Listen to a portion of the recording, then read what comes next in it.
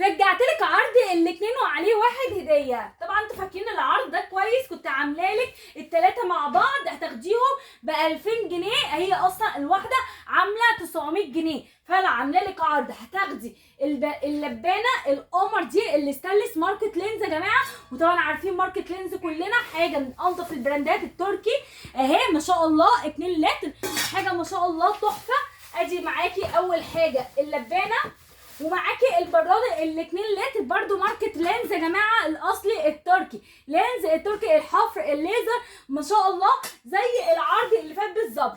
ومعاكي بقى الطقم دوت اهو، معاكي منه الساده ومعاكي منه اللي فيه حفر الليزر الكنكه اهو ما شاء الله استانلس برضو يا جماعه، برضو ماركت لينز التركي ما شاء الله، حاجه في منتهى الشياكه. رجعت لك العرض تاني تاخدي 2 وعليهم واحد، التلاته عاملين 2000 جنيه. طب بس كده تعالوا اوريكم برضو العرض اللي انا عاملاه لك على اسطواني المربعه ديت يا جماعه، تحفه ما شاء الله، الخامه بتاعتها كويسه جدا. دي جرانيت يا جماعه، بصوا شكلها عامل ازاي ما شاء الله. دي الصغيره ودي الكبيره، اتنين اهم مع بعض.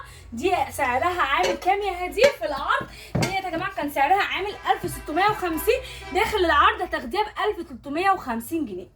ومعانا برضو طقم الصواني المدور القمر دوت التيفال زي ما انت شايفه شكله الايطالي ده، ايطالي يا جماعه، معاه يد اهو، ودي ايطالي اهو، ده ايطالي يا جماعه. دول 3 مع بعض، ودول عاملين لك عليهم عرض مع بعض، دول عاملين 800 جنيه داخل العرض، 800 جنيه داخل العرض.